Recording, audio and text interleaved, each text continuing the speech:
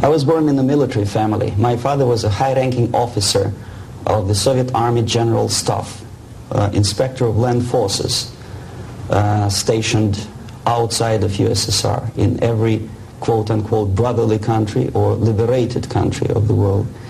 I graduated from Oriental Studies Institute, affiliated to Moscow State University in 1963. I started working with Novosti press agency, the biggest propaganda and ideological subversion organization of USSR, which is directly under KGB. Ostensibly, it's a public news agency. Novosti in Russian language means news, but there are no news. It's mainly propaganda. My first job was a translator with Economical Aid Group in India. We were building refineries and other industrial projects in public sector, socialist sector of India.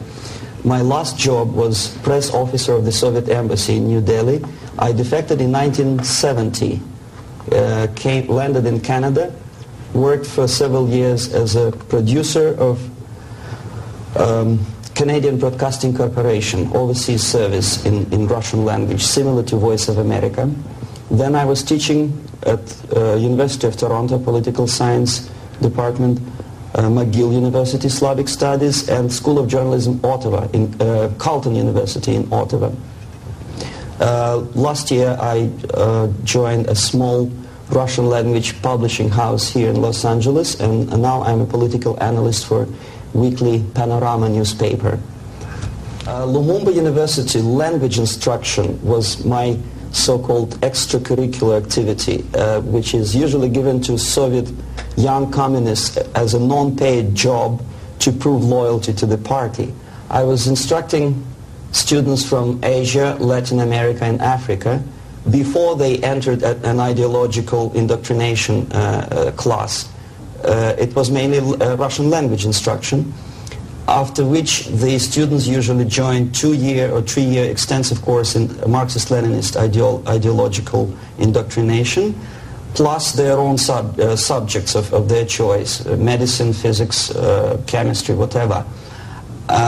If after 5 or 6 years studying they are proven to be, well, flexible, loyal, cynical enough to follow the Soviet foreign policy, they are being transferred to a KGB school for a period of 2 years, after which they are being dispatched back to their native countries and become so-called sleepers. The word originated from sleeping. For several years they sleep in their own countries doing nothing. Sometimes they're pursuing their own careers, become lawyers, doctors, teachers, taxi drivers, barbers. And they spring into action after many years of destabilization of their own countries as Soviet agents.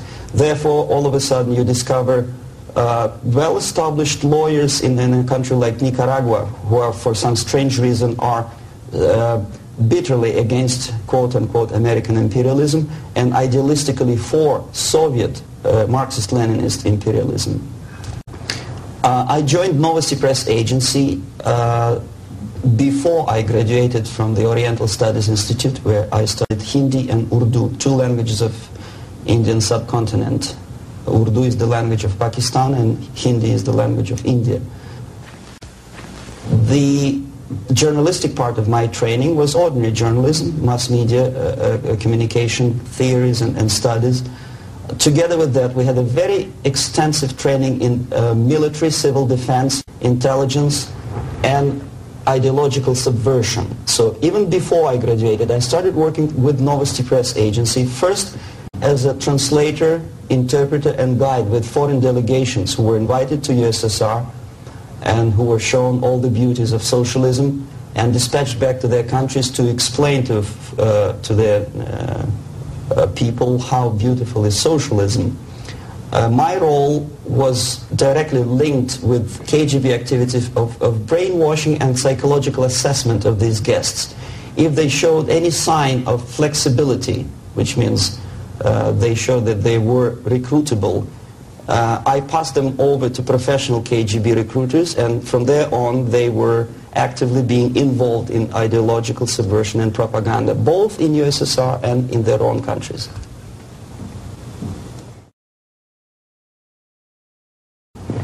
Well, decision, of course, was very painful and difficult.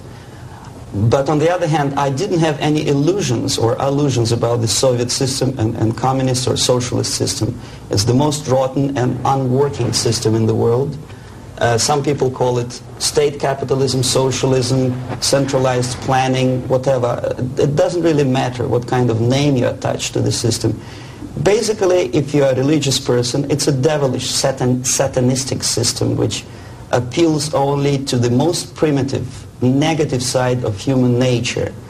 The basis of that system is denial of private property, human dignity, and personal responsibility, and of course any religious affiliation of a human being to God as a supreme being. My dissatisfaction, disillusionment, if you can call it, because I never was illusioned with the communism, started as early as from age 6, I guess. The first shock was after the Second World War, when most of the children of my age understood that United States is the friend with whom together Soviet people defeated Nazism, German fascism, all of a sudden turned into an enemy, and all of a sudden the propaganda turned 180 degrees around, and we were brainwashed in the spirit of hatred to everything which is American. But how could you explain to a child of 6 years old who owes his survival to American spam, condensed milk, egg powder, and things which you probably people never remember because nobody eats them these days, spam meat, you know what I'm talking about? How can you explain to them that these delicious things came from an enemy who wants to subvert and destroy us?